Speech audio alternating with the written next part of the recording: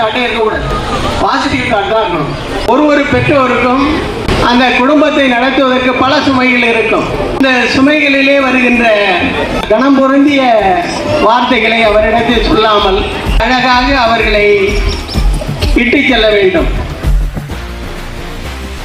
நான் இங்கே தான் நம்ம ஸ்கூலில் தான் ஃபஸ்ட் ஸ்டாண்டர்ட்லேருந்து +2 வரையும் படித்தேன். தேங்க்யூ. நம்ம ஸ்கூலில் படித்ததுனால தான் இன்றைக்கி இந்த அளவு குழந்தைகள் நல்ல சிறப்பு மருத்துவராக நமது ஊரில் ப்ராக்டிஸ் பண்ணிகிட்டு இருக்கிறேன் நான்.